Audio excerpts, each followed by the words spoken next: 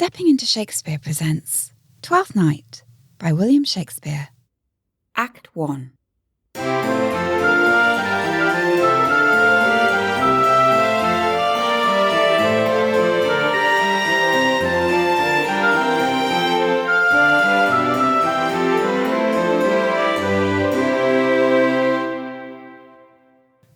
If music be the food of love, play on.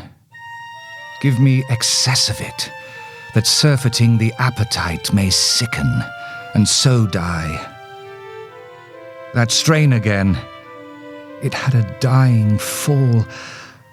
Oh, it came o'er my ear like the sweet sound that breathes upon a bank of violets, stealing and giving odour. Enough, no more. 'Tis not so sweet now as it was before. O spirit of love, how quick and fresh art thou, that notwithstanding thy capacity receiveth as the sea. Naught enters there of what validity and pitch soe'er, but falls into abatement and low price, even in a minute. So full of shapes is fancy, that it alone is high fantastical. Oh, when mine eyes did see Olivia first, methought she purged the air of pestilence. How now? What news from her? So please, my lord, I might not be admitted. But from her handmaid do return this answer. The element itself, till 7 years' heat, shall not behold her face at ample view. But, like a cloistress, she will veiled walk, and water once a day her chamber round with eye-offending brine. All this to season a brother's dead love, which she would keep fresh and lasting in her sad remembrance. Oh, she that hath a heart of that fine frame to pay this debt of love but to a brother, how will she love, when the rich golden shaft have killed the flock of all affections else that live in her, when liver, brain, and heart, these sovereign thrones, are all supplied, and filled her sweet perfections with one self-king. Away before me to sweet beds of flowers, love thoughts lie rich when canopied with bowers.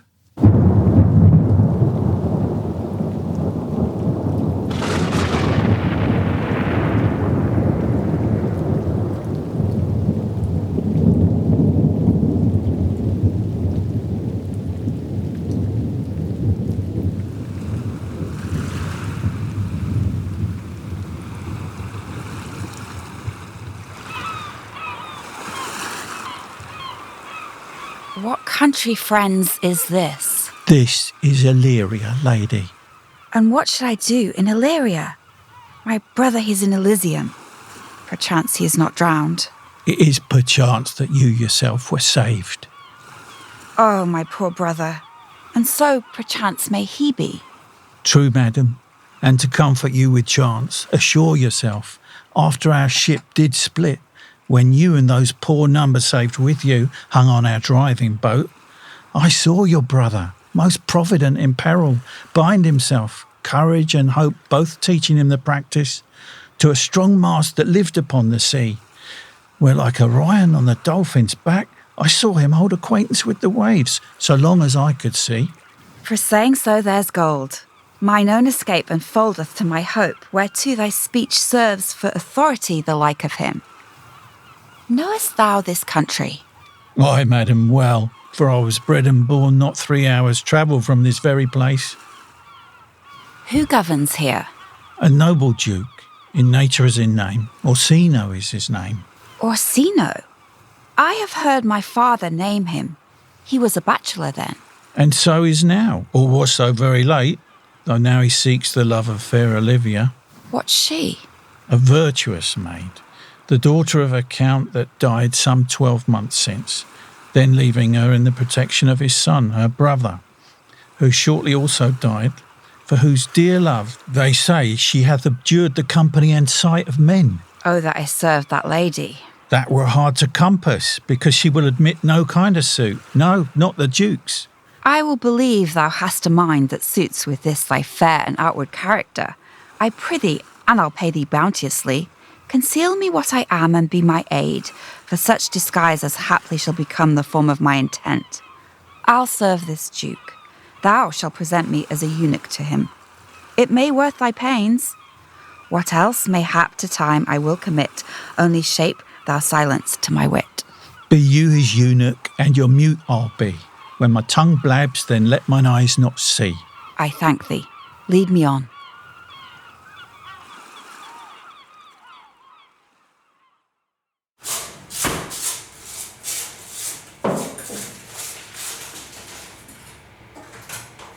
What a plague means my niece to take the death of her brother thus? I'm sure care's an enemy to life. By my troth, Sir Toby, you must come in earlier o' nights. Your cousin, my lady, takes great exceptions to your ill hours. That quaffing and drinking will undo you. I heard my lady talk of it yesterday, and of a foolish knight that you brought in one night here to be her wooer. Who? Sir Andrew Aguecheek? Aye, he. Why, he has 3,000 ducats a year. Aye, but I have but a year in all these ducats. He's a very fool and a prodigal. Well, fie that you'll say so. He plays the Viola de Gamboys, and speaks 3 or 4 languages, word for word, without book, and hath all the good gifts of nature. He hath indeed almost natural. For besides that he's a fool, he's a great quarreller.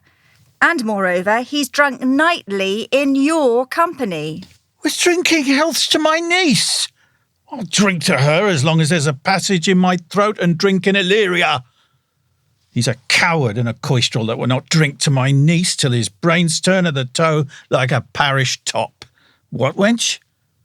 Castellano vulgar, for here comes Sir Andrew Agueface.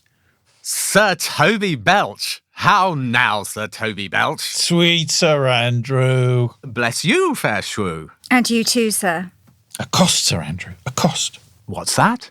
My niece's chambermaid. Ah, good Mistress Accost. I desire better acquaintance. My name is Mary, sir. Oh, good Mistress Mary Accost. You mistake, knight. Accost is front her, board her, woo her, assail her. By my troth, I would not undertake her in this company. Is that the meaning of accost? Fare ye well, gentlemen. And now let's part so, Sir Andrew. Would thou might never draw sword again? An you part so, mistress, I would I might never draw sword again. Fair lady, do you think you have fools in hand? Sir, I have you not by the hand. Marry, but you shall have, and here's my hand. Now, sir, thought is free.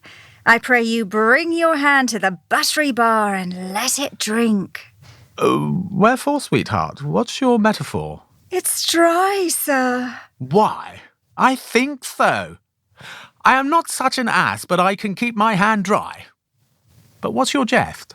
It's a dry jest, sir. Are you full of them? Aye, sir, I have them at my fingers' ends. Marry, now I let go of your hand, I am barren. Ah, oh, knight, thou lackest a cup of canary. When did I see thee so put down? Never in your life, I think. Unless you see canary put me down, methinks sometimes I have no more wit than a Christian or an ordinary man has. But I am a great eater of beef, and I believe that does harm to my wit. No question. And I thought that. I'd forswear it. I'll ride home tomorrow, Sir Toby. Pourquoi, my dear knight? What is pourquoi? Do or not do? I would I had bestowed that time in the tongues that I have in fencing, dancing, and bear-baiting. Oh, had I but followed the arts. Then hadst thou an excellent head of hair. Why, would that have mended my hair? Past question, for thou seest it will not curl by nature. But it becomes me well enough, does not? Excellent. It hangs like flax on a distaff, and I hope to see a hussif take thee between her legs and spin it off.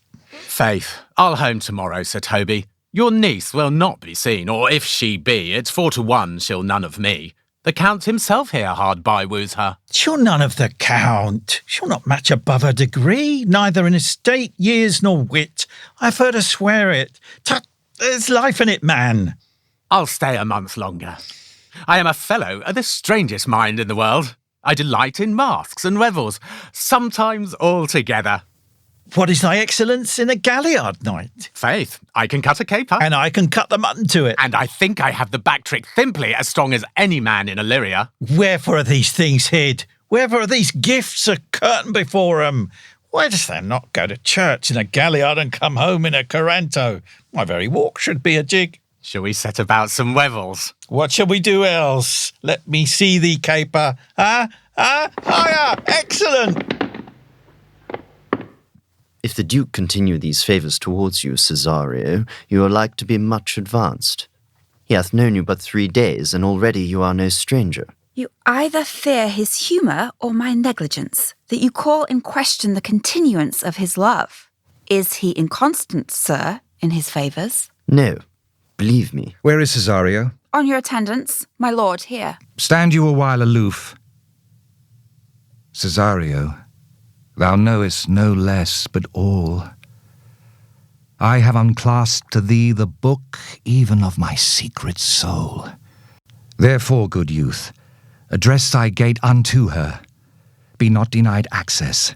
Stand at her doors, and tell them, there thy fixed foot shall grow, till thou have audience. Sure, my noble lord, if she be so abandoned to her sorrow, as it is spoke, she never will admit me. Be clamorous, and leap all civil bounds, rather than make unprofited return. Say I do speak with her, my lord, what then? Oh, then unfold the passion of my love. Surprise her with discourse of my dear faith. It shall become thee well to act my woes. She will attend it better in thy youth than in a nuncio's of more grave aspect. I think not so, my lord. Dear lad, believe it, for they shall yet belie thy happy years that say thou art a man. Diana's lip is not more smooth and rubious. Thy small pipe is as the maiden's organ, shrill and sound, and all is semblative a woman's part. I know thy constellation is right apt for this affair. Prosper well in this, and thou shalt live as freely as thy lord, to call his fortunes thine. I'll do my best to woo your lady. Yet a barful strife. Whoe'er I woo, myself would be his wife. Nay, either tell me where thou hast been, or I will not open my lips so wide as a bristle may enter in way of thy excuse. My lady will hang thee for thy absence. Let her hang me. Many a good hanging prevents a bad marriage. If Sir Toby would leave drinking, thou wert as witty a piece of Eve's flesh as any in Illyria. Peace, ye rogue, no more o' that. Here comes my lady. Make your excuse wisely, you were best. Wit, and be thy will, put me into good fooling. For what says Quinapolus? Better a witty fool than a foolish wit. God bless thee, lady. Take away the fool. Do you not hear, fellows? Take away the lady. Go to, you're a dry fool. I'll know more of you. Besides, you grow dishonest. 2 faults, Madonna, that drink and good counsel will amend. For give the dry fool drink, then is the fool not dry. Bid the dishonest man mend himself. If he mend, he is no more dishonest. The lady bade, take away the fool. Therefore I say again, take her away. Sir, I bade them take away you. Misprision in the highest degree. Lady, cucullus non facit monicum. That's as much to say as I wear not motley in my brain. By my honour, half drunk. 'Tis a gentleman here. A plague of these pickle herring. How now, sot? Good Sir Toby. Cousin, how have you come so early by this lethargy? Lechery? I defy lechery. There's one at the gate. Oh, marry, what is he? Let him be the devil and he will. I care not. Give me faith, say I. Well, it's all one. Madam, yon young fellow swears he will speak with you. I told him you were sick. He takes on him to understand so much, and therefore comes to speak with you. Tell him he shall not speak with me. Has been told so, and he says he'll stand at your door like a sheriff's post and be the supporter to a bench, but he'll speak with you. What kind, O man, is he? Why, of mankind? What manner of man? A very ill manner. He'll speak with you, will you or no. Of what personage and years is he? Not yet old enough for a man, nor young enough for a boy, as a squash is before 'tis a peascod, or a codling when 'tis almost an apple. 'Tis with him in standing water between boy and man. He is very well favoured, and he speaks very shrewishly. One would think his mother's milk was scarce out of him. Let him approach. Call him my gentlewoman. Gentlewoman, my lady calls. Give me my veil. Come, throw it o'er my face. We'll once more hear Orsino's embassy. The Honourable Lady of the House, which is she? Speak to me. I shall answer for her. You will. Most radiant, exquisite, and unmatchable beauty. I pray you, tell me if this be the lady of the house, for I never saw her. I would be loath to cast away my speech, for besides that it is excellently well penned, I have taken great pains to con it. Whence came you, sir? I can say little more than I have studied, and that question's out of my part. Good gentleone, give me modest assurance if you be the lady of the house, that I may proceed in my speech. Are you a comedian? No, my profound heart, and yet by the very fangs of malice I swear I am not that I play. Are you the lady of the house? If I do not usurp myself, I am. Most certain if you are she, you do usurp yourself, for what is yours to bestow is not yours to reserve. But this, for my commission, I will on with my speech in your praise, and then show you the heart of my message. Come to what is important in it. I forgive you the praise. Alas, I took great pains to study it, and 'tis poetical. It is the more like to be faint. I pray you, keep it in. I heard you were saucy at my gates, and allowed your approach rather to wonder at you than to hear you. If you be not mad, be gone. If you have reason, be brief. 'Tis not that time of moon with me to make one in so skipping a dialogue. Will you hoist sail, sir? Here lies your way. No, good swabber, I am to hull here a little longer. Some mollification for your giant, sweet lady.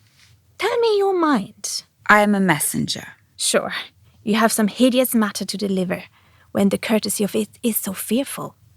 Speak your office. It alone concerns your ear. I bring no overture of war, no taxation of homage. I hold the olive in my hand. My words are as full of peace as matter. Yet you begin rudely. What are you? What would you? The rudeness that hath appeared in me I have learned from my entertainment. What I am and what I would are as secret as maidenhead. To your ears, divinity.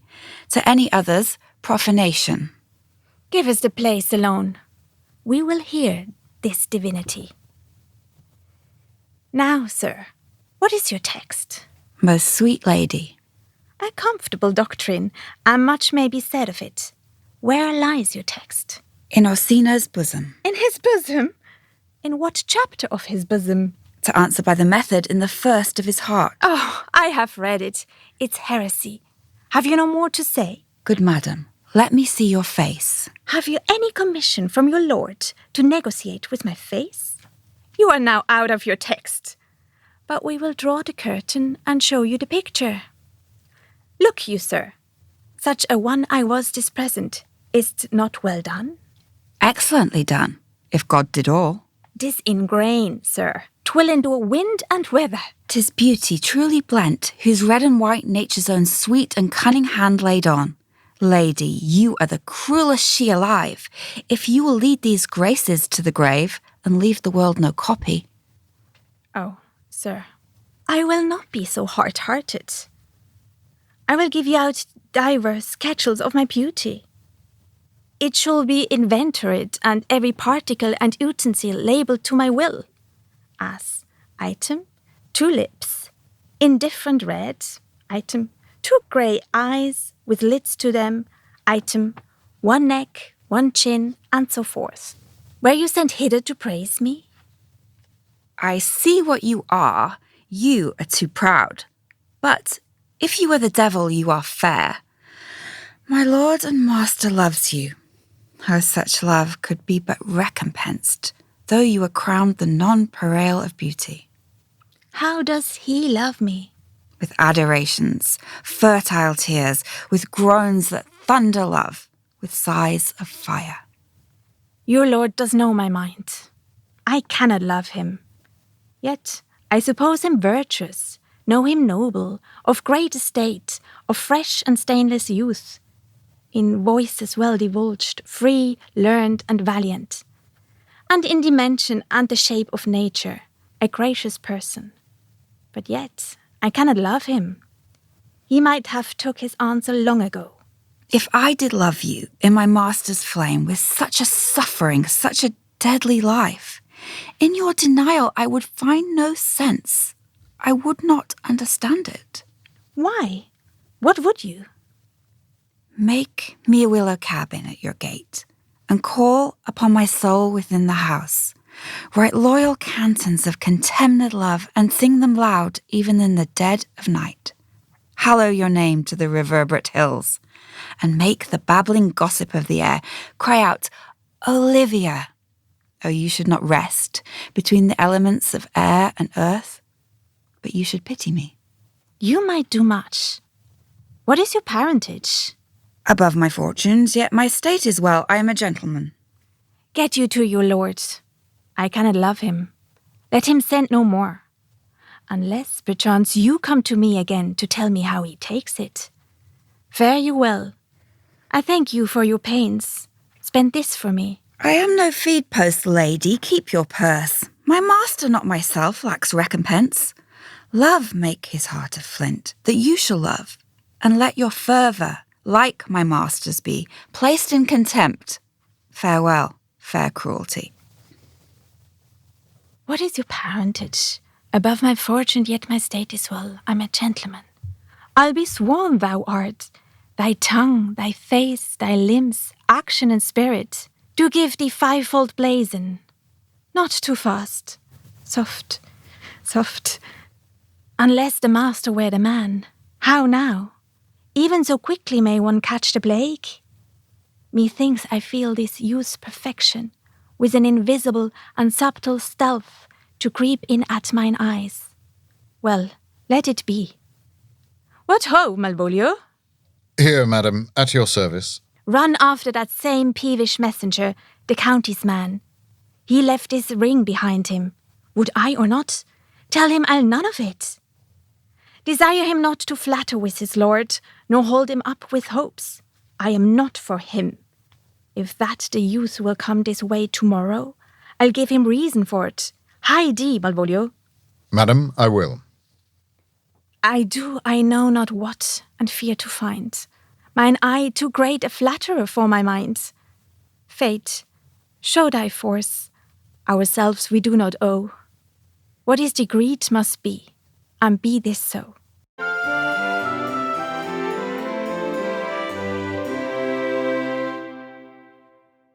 Stepping into Shakespeare Twelfth Night is produced by Therese Theuriallat and Sarah Lynn Dawson. Directed and cast by Matthew Brenher. Audio engineering by Tim Bond. We would like to thank the Swiss Cultural Institute for their support of our podcast. We'd also like to thank the Swiss Church London and Francesco Sesto for his logistical support during our event.